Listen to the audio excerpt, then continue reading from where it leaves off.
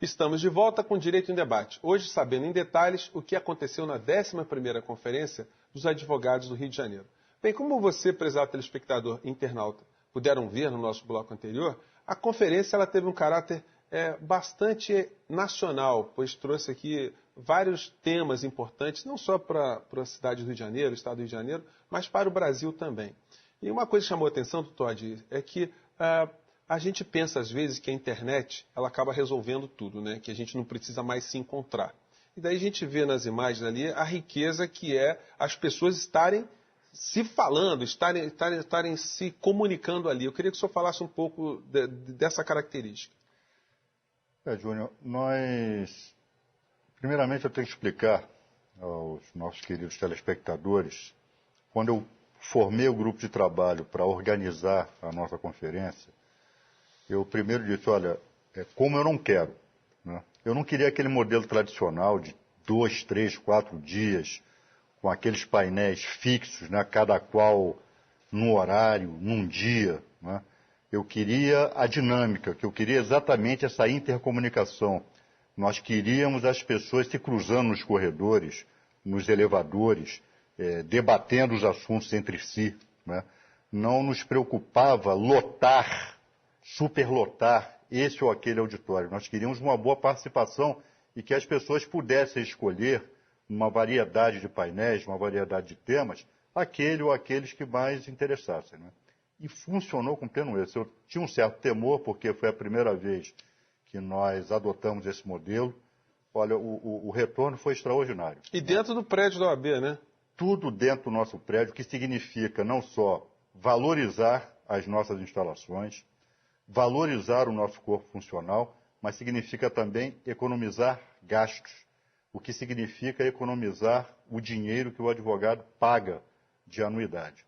Foram recursos, nós tivemos patrocinadores, é verdade, mas a necessidade de patrocínio ela foi bem diminuta esse ano, porque a conferência ela foi enxuta, sem perda de qualidade, muito pelo contrário, né? Nós tivemos pessoas de excelência, conferencistas das mais diversas especialidades, né, prestigiando o evento, dando a sua contribuição. Valorizamos o advogado, eu mencionei, enfatizei isso no encerramento. A maior parte dos painéis foi composta, né, por advogados, para mostrar que nós temos grandes quadros, né? O que muitas vezes nós vemos por aí são entidades de advogados promovendo conferências, congressos e seminários, basicamente com o Poder Judiciário, com juízes, com magistrados, com desembargadores, com procuradores, né? Nós mostramos, né, que a advocacia produz e tem grandes quadros para oferecer num debate como esse. E, obviamente, sem qualquer exclusão, havia lá alguns magistrados, havia lá alguns procuradores, mas, basicamente, os conferencistas foram selecionados entre os advogados. E é importante essa questão de trazer personalidades da República. Eu vi que tinha alguns senadores, alguns parlamentares, alguns ministros. É interessante fazer com que eles também conheçam a entidade, eles trafeguem entre os advogados para saber como é o pensamento dessa categoria? A nossa conferência ela foi a prova viva, né, do que é a OAB. A OAB não é uma mera entidade de defesa de interesses corporativos. Ela é isso, mas ela é, sobretudo, ela é também uma entidade de representação da sociedade civil. Todos os temas que dizem respeito à nossa sociedade, tudo aquilo que diga respeito ao nosso dia a dia, tanto o dia a dia do ponto de vista imediato, quanto do ponto de vista da nossa transcendência como cidadãos, eles foram enfrentados lá. Você pode ver, não faltou nada, né? Todos os temas importantes. O Rio de Janeiro tem essa vantagem, ele é uma cidade, né, cosmopolita, o estado do Rio de Janeiro é um estado cosmopolita. Todos os temas que interessam ao cidadão do Rio de Janeiro, na verdade, interessam ao cidadão do Brasil. Aqui, nós podemos, sem causar estranheza, debater meio ambiente, segurança pública, royalties do petróleo, enfim, tudo, comissão da verdade, né? Aqui o Estado do Rio de Janeiro foi palco das batalhas pela democracia e aqui se viveram os grandes dramas, aqui foi o centro da tortura, aqui foi o centro da repressão. Então nada do que foi discutido na conferência foi forçado, né? Emerge naturalmente. Embora ela tivesse como tema perspectivas do Rio de Janeiro, eu poderia ter colocado ali perspectivas do Brasil, né? E isto serve de aquecimento à Conferência Nacional. Nada foi discutido abstratamente, não era um congresso de filosofia para discutir temas abstratos. Ali se discutiram temas que dizem respeito à abstração do ordenamento jurídico brasileiro, mas dizem respeito a como isso se dá na vivência do cidadão. Né? Quando nós tratamos de royalties do petróleo, nós estamos tratando do futuro do Estado do Rio de Janeiro, que está sendo ameaçado por conta dessa irresponsabilidade que está em curso no Congresso Nacional, né, a esse respeito. Todd, tem algum tema que chega a ser um tabu para ser discutido na OAB? A OAB enfrenta qualquer Nós não temos temas tabus. Qualquer tema que interesse ao cidadão, que interesse a um setor importante da sociedade brasileira, ele, pelo menos na OAB do Rio de Janeiro, ele é enfrentado, ele é debatido e democraticamente. Nós sempre procuramos fazer com que haja o contraste. Nós sempre procuramos fazer com que todas as opiniões estejam ali espelhadas, nós possamos dar conhecimento desse painel que é a democracia brasileira. A democracia brasileira é cheia de contrastes. Há pessoas que são contra determinado tema, há pessoas que são a favor. Então, o que nós queremos é que todas essas pessoas, todos esses contrastes, eles estivessem ali representados, e acho que conseguimos com bom êxito que isso tenha acontecido. Todd, nós vamos ter também a Conferência Nacional, que tem uma outra característica. Que tipo de ensinamentos a gente pode retirar da Conferência do Rio de Janeiro e que tipo de contribuições podem ser levadas para o encontro de natureza nacional? É entender que somos uma sociedade cheia de contrastes, somos uma sociedade desigual, temos diversas diferenças, nós somos um país permeado de diferenças, nós somos um país plural. Então isso tem que estar quando a Ordem dos Advogados se propõe a realizar um evento desse porte, uma conferência que congrega tanta gente, que enfrenta tantos temas, isso tem que estar espelhado. Eu acho que a Conferência Nacional ela vai ter êxito também nesse sentido.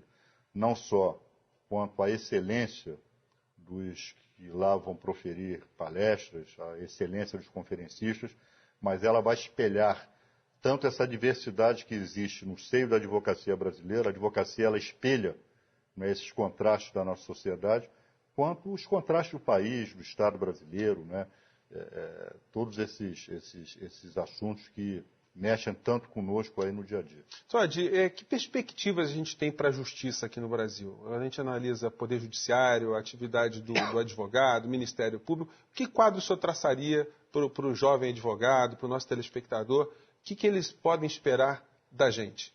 Olha, uma coisa que me chamou a atenção lá na conferência, né, no painel, por exemplo, do processo eletrônico. O ministro do Supremo Tribunal Federal, né, no caso o ministro Marco Aurélio, acabou defendendo uma tese que calou fundo numa plateia basicamente de advogados. O ministro Marco Aurélio, pelo menos em relação a quem estava assistindo ali na plateia, ele expressou mais a opinião da maioria do que os próprios advogados que estavam na mesa. Ele foi um crítico candente, ele é um crítico, né, da implantação do processo eletrônico. E isso expressa a opinião de muitos advogados, sobretudo aqueles mais veteranos, aqueles que não têm intimidade com o mundo virtual, com o mundo digital. Né? Isso é muito interessante. Isso também mostra que nós acertamos quando resolvemos adotar esse método do contraste, opiniões contrastantes. Né? E às vezes causa surpresa, quer dizer, o Poder Judiciário é que está impondo o processo eletrônico, um membro da alta corte do Poder Judiciário brasileiro vai lá e diz que é contra. Né? E defendendo teses contrárias aos representantes da advocacia que estavam compondo aquele painel, aquela mesa. Todd, eu não posso deixar de perguntar ao senhor, porque é um assunto que muita gente se incomoda, que é o exame de ordem. Né? O Judiciário teve a oportunidade de se pronunciar sobre isso. Qual a visão do senhor? É importante que o formado em Direito se submeta a um exame? Por quê? Não tenha dúvida disso. Isso que nós vimos repetindo reiteradas vezes aí no curso desses anos. O exame de ordem, ele é um instrumento, na verdade, da cidadania brasileira. Né? Se nós entendemos que o advogado é indispensável à administração da justiça, se é uma noção corrente, e isso nós sentimos, né, na nossa convivência social, e que o advogado é fundamental para a construção da nossa sociedade, nós não podemos pensar numa advocacia despreparada, desqualificada profissionalmente, eticamente, intelectualmente. Não é que o exame de ordem resolva todos os problemas da advocacia. Não é que quem seja aprovado no exame de ordem necessariamente será um grande advogado, será um excelente advogado. Mas ali ele demonstra que já tem um instrumental mínimo, que a partir dali vai depender dele se formar um bom profissional. Agora, nós não podemos admitir pessoas que são mal preparadas, inclusive do ponto de vista da formação básica. Eu não digo da formação básica em direito tão somente, da formação básica escolar, possa exercer a advocacia. Se o Poder Judiciário hoje tem a preocupação em selecionar rigorosamente os seus membros, se o Ministério Público tem essa preocupação em selecionar rigorosamente os seus membros, a advocacia não pode deixar de ter essa preocupação. Então, o exame de ordem, ainda bem, finalmente, ele foi chancelado pelo Supremo Tribunal Federal com a característica de ser constitucional. Constitucional e o Supremo disse, os seus membros disseram lá no julgamento, como instrumento imprescindível da cidadania para o controle da boa prestação de serviço da advocacia.